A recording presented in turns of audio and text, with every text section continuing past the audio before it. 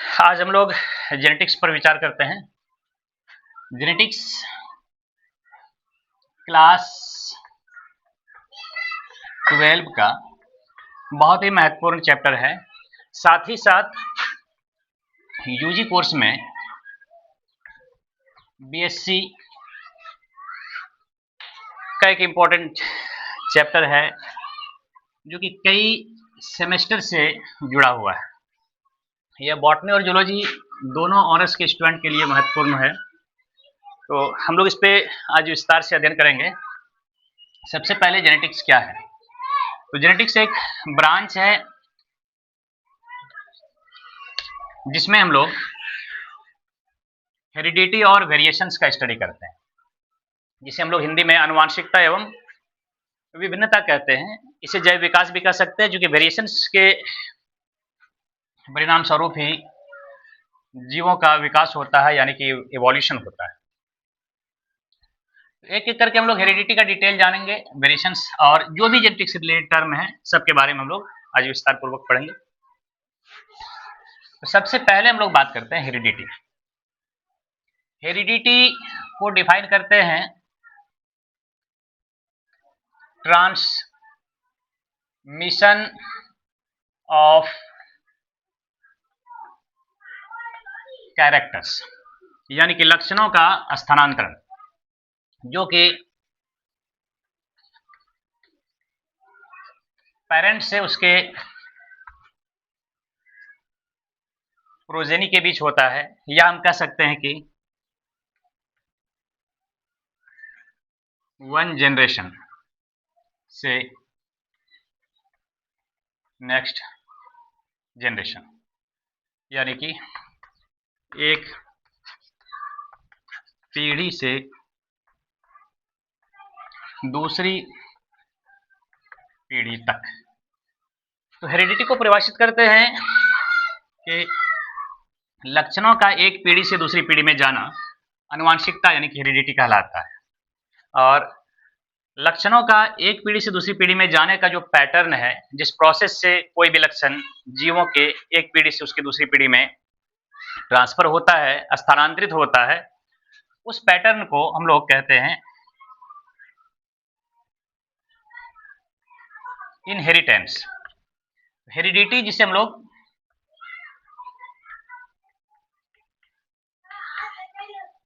आनुवांशिकता कहते हैं, और इनहेरिटेंस जिसे वंशागति। अब हम लोग देख रहे हैं कि आनुवांशिकता का मतलब हुआ कि ट्रांसमिशन ऑफ कैरेक्टर, जो एक पीढ़ी से दूसरी पीढ़ी में होता है, यानी कि पेरेंट से उसके प्रोजेनी के बीच होता है। और कैरेक्टर के ट्रांसमिशन का जो पैटर्न है, यानी कि पैटर्न ऑफ हेरिडिटी जो होती है, उसे हम लोग कहते हैं इनहेरिटेंस, वंशागति। आनुवांशिकता की विधि को हम लोग वंशागति कहते हैं। हिंदी में कह सकते हैं कि आनुवांशिकता की विधि वंशागति कहलाती है, और इंग्लिश में pattern of heredity is called inheritance. अब हम लोग बात करते हैं वेरिएशंस पे। जो कैरेक्टर का ट्रांसफर एक पीढ़ी से दूसरी पीढ़ी में होता है, पेरेंट से उसके प्रोजेनी में होता है, तो ड्यूरिंग ट्रांसमिशन ऑफ कैरेक्टर कुछ चेंजेस आता है, जिससे कि एक पीढ़ी यानी कि प्रोजेनी अपने पेरेंट से, दूसरी पीढ़ी अपने पहले वाले पीढ़ी से कुछ अंतर को दर्शाता है। इसी अंतर को, इसी चेंजेस को हम लोग कहते हैं वेरिएशन, यानी कि विभिन्नता। अब अगर ये विभिन्नता लगातार पीढ़ियों में चलते रहेगी, एक पीढ़ी में आंशिक विभिन्नता हुई, फिर उसके बाद आंशिक विभिन्नता, फिर आंशिक विभिन्नता, तो हंड्रेड्स और थाउजेंड्स ऑफ जनरेशंस के बाद क्या होता है कि वेरिएशन इतना ज्यादा हो जाता है कि जीव अपने ही पूर्वज से कुछ इतना ज्यादा डिफरेंसेस को शो करता है कि उसे हम लोग नई स्पीशीज नाम देते हैं।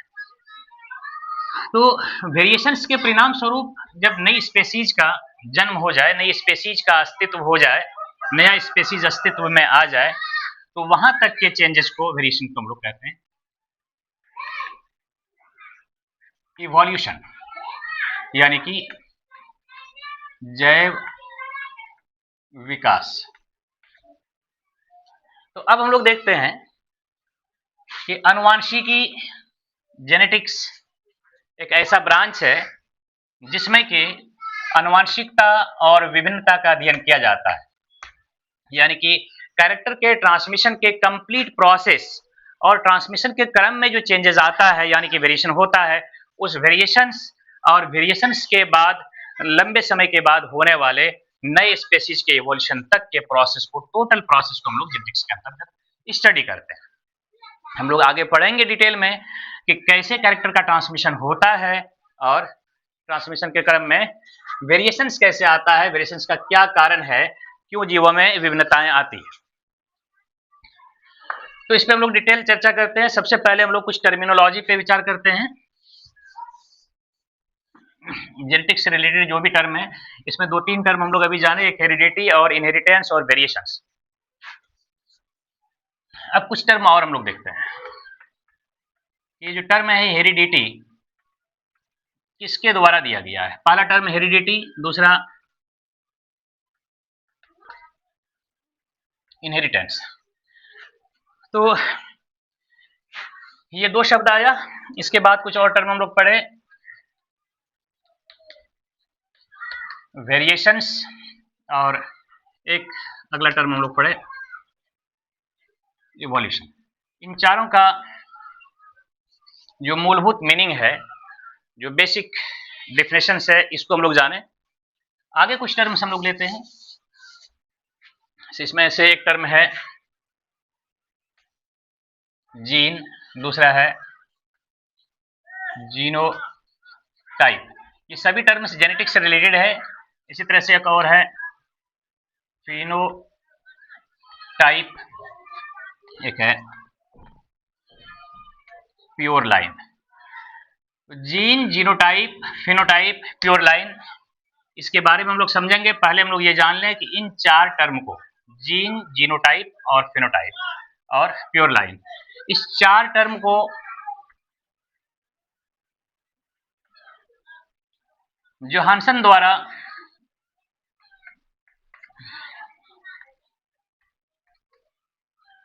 प्रस्तुत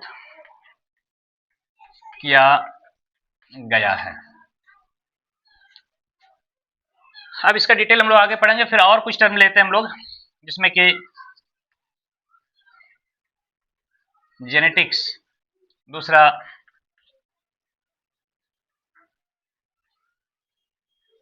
होमोजाइगस, तीसरा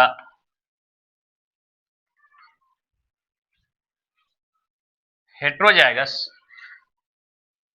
और आगे है एलील और F1 जनरेशन, F2 जनरेशंस।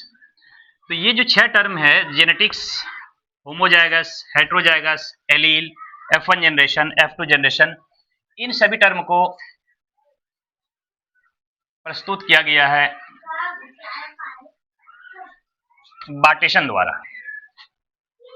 अब इन सभी टर्म्स के बारे में हम लोग फिर से विस्तार पूर्वक पढ़ेंगे।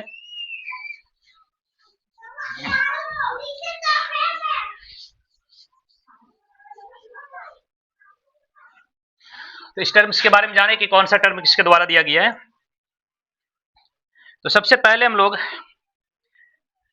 बेसिक्स जानते हैं सेल के बारे में, और वहां से फिर हम लोग जेनेटिक्स तक पहुंचते हैं।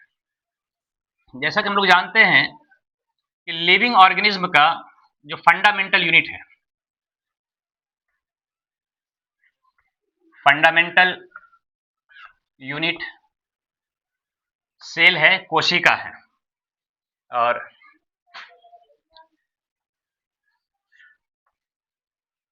कोशिका का जो सबसे मेन पार्ट है वो है केंद्रक, न्यूक्लियस। हम लोग यहां से देखते हैं पहले सेल, सेल से, सेल के अंदर न्यूक्लियस, न्यूक्लियस के अंदर क्रोमेटिन, जिसे हम लोग क्रोमोसोम के नाम से जानते हैं। क्रोमेटिन, क्रोमोसोम की एक स्पेसिफिक संख्या होती है स्पेसिफिक नंबर होता है, और क्रोमेटिन यानी कि क्रोमोसोम का जो एक स्मॉलेस्ट और फंक्शनल यूनिट है, उसके फंक्शनल यूनिट को हम लोग जीन के नाम से जानते हैं। जीन को हम लोग फंक्शनल यूनिट ऑफ इनहेरिटेंस भी कहते हैं। हम लोग ये जानते हैं कि जितने भी सेक्सुअली रिप्रोड्यूसिंग ऑर्गेनिज्म हैं, लैंगिक प्रजनन करने वाले जीव हैं, उन सभी जीवों में मेल गैमिट्स और फीमेल गैमिट, मेल गैमिट और फीमेल गैमिट के बीच फ्यूजन होता है, और फ्यूजन के परिणाम स्वरूप जायगोट बनता है, और जायगोट से फिर ऑफ स्प्रिंग यानी कि नया जीव जो जन्म लेता है। तो ये जो मेल गैमिट और फीमेल गैमिट है, मेल पेरेंट और फीमेल पेरेंट से प्रोड्यूस होने वाला, उत्पन्न होने वाला एक विशेष प्रकार की कोशिका है, जिसमें कि मेल के टोटल कैरेक्टर को कैरी करने वाला क्रोमोसोम पाया जाता है, और फीमेल में फीमेल के टोटल कैरेक्टर को कैरी करने वाला क्रोमोसोम पाया जाता है। तो आगे हम लोग बात करते हैं इसमें, ये जो क्रोमोसोम है,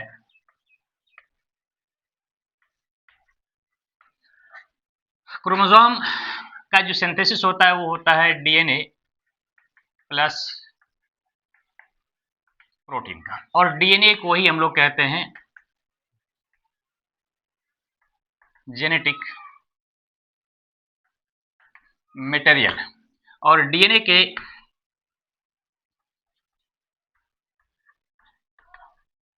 फंक्शनल यूनिट को कहते हैं जीन। यानी कि एक जीव से अगर क्रोमोसोम का ट्रांसफर होता है फर्टिलाइजेशन के क्रम में, तो उसमें क्रोमोसोम के साथ कंप्लीट डीएनए, और कंप्लीट डीएनए के साथ उस डीएनए पर लोकेटेड जितने भी जीन है, वो टोटल जीन का ट्रांसफर होता है, और यही टोटल जीन है जो कि उस जीव के एक एक कैरेक्टर को कंट्रोल करने के लिए रिस्पॉन्सिबल होता है। हम लोग जीन पे बात करेंगे। आगे हम लोग जेनेटिक्स में चलते हैं। पहले हम लोग बेसिक टर्म्स को और भी क्लियर करते हैं। हम लोग अभी तक जेनेटिक्स समझ पाए हैं कि हेरिडिटी और वेरिएशंस का स्टडी जेनेटिक्स कहलाता है। अब इसमें हेरिडिटी भी समझ गए, वेरिएशन भी, इनहेरिटेंस भी, और इवोल्यूशन भी। बेसिक्स टर्म्स में हम लोग आते हैं। जो जेनेटिकल टर्म यूज हुआ है, जो मेंडेलियन जेनेटिक्स है, इसमें एक पहला टर्म हम लोग ले लेते हैं गेमिट, जिसको हम लोग युग्मक के नाम से जानते हैं। तो गेमिट जो होता है वो एक्चुअल में हैप्लॉइड सेल है। हैप्लॉइड मतलब जिसमें single set of chromosome, chromosome का सिंगल सेट। जनरली जीवों में जो सोमेटिक सेल होता है, उस सोमेटिक सेल में क्रोमोसोम का 2 सेट्स पाया जाता है, जनरली 2 सेट्स, जिसे हम लोग डिप्लॉइड के नाम से जानते हैं। लेकिन जब जीव रिप्रोडक्शन के प्रोसेस में गैमिट का फॉर्मेशन करता है, तो गैमिट में जो डिप्लॉइड सेट ऑफ क्रोमोसोम है, इसका सेग्रीगेशन होता है, सेपरेशन होता है, और finally single set of chromosome he gamete में पाया जाता है।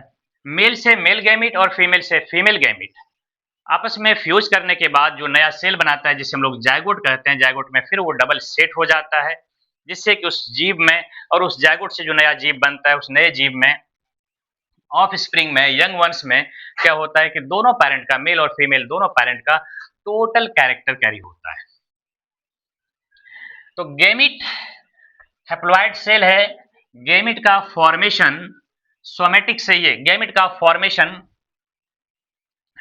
मियोटिक सेल डिवीजन के परिणाम स्वरूप होता है, अर्धसूत्री कोशिका विभाजन के परिणाम स्वरूप होता है।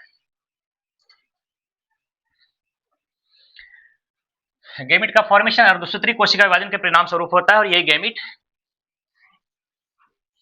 फर्टिलाइजेशन में भाग लेता है और नए जीव का फॉर्मेशन करता है। अब इसके बाद हम लोग एक टर्म यूज करते हैं जो जेनेटिक्स में, मेंडेलियन जेनेटिक्स में यूज हुआ है, सबसे कॉमन यूज हुआ है, कॉमनली यूज टर्म है, वो है एलील। और एलील से पहले एक टर्म है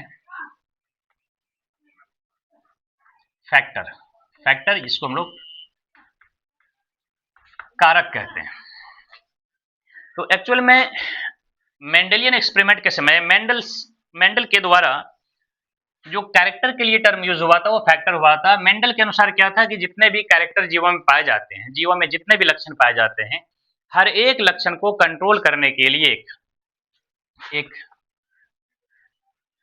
सेल्यूलर सब्सटेंस पाया जाता है, कोशिकी पदार्थ पाया जाता है, और इन्हीं कोशिकीय पदार्थ को फैक्टर कहा जाता है। पहला ही टर्म क्लियर हुआ कि कोशिकीय पदार्थ पाया जाता है और हर एक कोशिकीय पदार्थ एक एक कैरेक्टर को नियंत्रित करने का काम करता है। इसे हम लोग फैक्टर के नाम से जानते हैं। बाद में ये पता चला कि जो फैक्टर है वो पेयर फॉर्म में रहता है, जिससे कि उस पेयर फॉर्म के दोनों फॉर्म को, दो अलग अलग कैरेक्टर को, दो अलग अलग फिनोटाइपिक एक्सप्रेशन के लिए रिस्पॉन्सिबल हो सकता है कि सेम फिनोटाइपिक एक्सप्रेशन के लिए रिस्पॉन्सिबल हो। तो ये क्लियर हो गया कि जो फैक्टर है वो एक्चुअल में पेयर में पाया जाता है, जोड़े में पाया जाता है, और इसी आधार पर इसे पेयर ऑफ फैक्टर कहते हैं, जिसे हम लोग कारकों के जोड़े कहते हैं। और यही कारकों के जोड़े अलग होते हैं। अब ये जो फैक्टर है, इसी फैक्टर को बाद में 1900 के बाद जो एक्सपेरिमेंट हुआ, जितना भी मेंडल की रिडिस्कवरी हुई, उसमें यह क्लियर हुआ कि यही फैक्टर वास्तव में क्या है, जीन है। और जीन भी पेयर में पाया जाता है। इसको मेंडेलियन जेनेटिक्स को मॉलिक्यूलर जेनेटिक्स से, यानी कि मेंडेलियन जेनेटिक्स को फिर बाद में कंपेयर किया गया। इसके सभी फैक्टर को बाद के टोटल टर्म से, यानी कि फैक्टर को जीन से तुलना की गई, तो जीन भी पेयर में पाया गया और ये पता चला कि जीन क्या होता है कि जीन ही वास्तव में एक एक कैरेक्टर को कंट्रोल करने के लिए रिस्पॉन्सिबल होता है।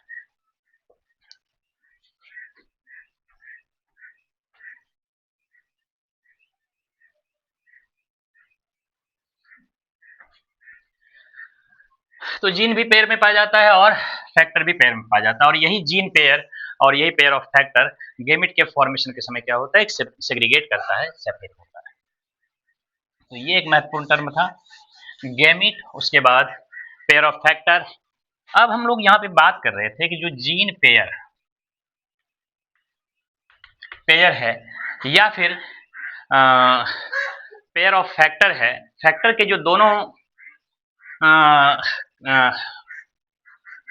दोनों फॉर्म है, वो हो सकता है कि सेम फिनोटाइपिक एक्सप्रेशन के लिए रिस्पॉन्सिबल हो, और हो सकता है कि डिफरेंट फिनोटाइपिक एक्सप्रेशन के लिए रिस्पॉन्सिबल हो।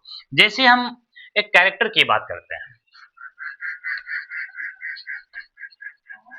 कैरेक्टर्स जो जीवों में एक्सप्रेस होता है इंटरनली और एक्सटर्नली मॉर्फोलॉजिकली, उसे हम लोग कैरेक्टर कहते हैं, जो इंडिविजुअल नेचर को शो करता है। तो हर एक कैरेक्टर के लिए हम बताएं कि एक जीन पेयर पाया जाता है। आगे हम लोग इसमें देखते हैं कि कैरेक्टर को अगर हम लोग मॉर्फोलॉजिकली समझें, तो जो जीवों का कैरेक्टर होता है, जैसे मान लिया जाए height, colour,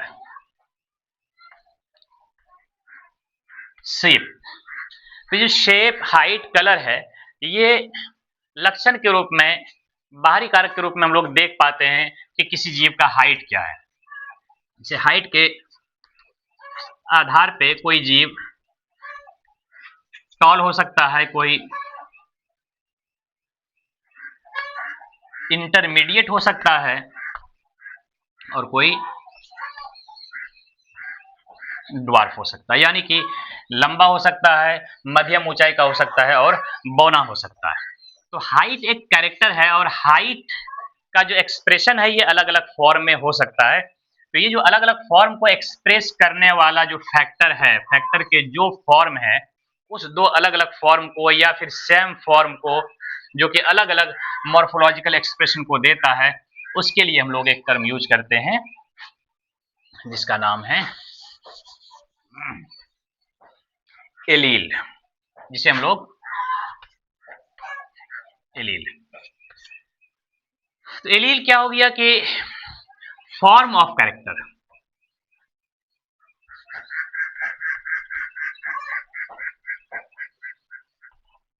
एक्सप्रेसेबल form of character, लक्षणों को एक्सप्रेस करने वाला जो फैक्टर है उसे ही हम लोग एक्चुअल में एलील कहते हैं। अब जैसे कोई जीव हाइट के आधार पे टॉल है, तो इस टॉल के अंदर हो सकता है कि दो इस जीन पेयर का या फिर एलिलिक पेयर ऑफ फैक्टर का जो दो एलील है वो दोनों क्या हो सकता है कि एक जैसा हो, दोनों टॉलनेस को एक्सप्रेस करने वाला हो। तो अगर टॉल में दोनों टॉलनेस को एक्सप्रेस करने वाला हो तो इस पेयर ऑफ फैक्टर को, जीन पेयर को हम लोग अगर कैपिटल टी से इंडिकेट करेंगे। और अगर ऐसा हो कि जीव टॉल तो हो लेकिन उसके अंदर ड्वार्फ का भी एलील पाया जाए, तो ऐसे में यहाँ पे हम देख रहे हैं कि दोनों एलील अपोजिट है। अगर सेम एलील रहे किसी भी लक्षण को नियंत्रित करने वाला किसी जीव में किसी लक्षण को नियंत्रित करने वाला जो दो एलील है वो सेम है, तो उसके लिए टर्म यूज करते हैं हम लोग homozygous, same allele, same allele. और अगर दोनों एलील अपोजिट हो, भले ही वो एक्सप्रेस टॉल के फॉर्म में हो लेकिन उसके अंदर ड्वार्फ का भी एलील मौजूद हो, तो दो कंट्रास्टिंग एलील हो, तुलनात्मक एलील हो, तो ऐसे कंडीशन को हम लोग कहेंगे heterozygous, contrasting allele, contrasting allele कहेंगे इसको। तो इस तरह से कई टर्म यहाँ पे क्लियर हो जा रहा है, जीन पेयर के साथ, पेयर ऑफ फैक्टर के साथ एलील क्लियर हो रहा है, और एलील के साथ फिर हमारा दो नया टर्म यहाँ पे क्लियर हो रहा है, होमोजाइगस और हेट्रोजाइगस। आगे इसके साथ ही हम लोग दो टर्म को और क्लियर करेंगे कि अगर दोनों एलील अपोजिट फिनोटाइपिक एक्सप्रेशन के लिए रिस्पॉन्सिबल हो, यानी कि दो अलग अलग फिनोटाइप को शो करने का काम करता हो, भले या कोई एक करने में सक्षम हो रहा हो। तो जब दो एक साथ हो तो इसमें जो अपने आप को एक्सप्रेस कर पा रहा हो, जैसे यहाँ पे टॉल और ड्वार्फ दोनों एलील है लेकिन ये जीव टॉलनेस को शो कर रहा है, जीव टॉल है, तो यहाँ पता चल रहा है कि टॉलनेस का जो एलील है वो मोर इफेक्टिव है, अधिक प्रभावी है। तो ऐसे में इस हेट्रोजाइगस फॉर्म में जो एलील अपने आप को एक्सप्रेस कर पा रहा है लक्षण के रूप में, तो उसे हम लोग कहेंगे डोमिनेंट, उसे डोमिनेंट, और जो नहीं कर पा रहा है उसे रिसेसिव एलील कहेंगे। तो डोमिनेंट एलील और रिसेसिव एलील, तो ये कई टर्म है। इसके आगे भी हम लोग कई टर्म को और क्लियर करेंगे, तब जेनेटिक्स का जो प्रोसेस है, जो मेंडेलियन जेनेटिक्स है, कैसे एक्सपेरिमेंट हुआ था, कैसे काम मेंडल ने खोज किया था, उसका बेस क्या था, उसका रिजल्ट क्या था, इन पे हम लोग आगे चर्चा करते हैं।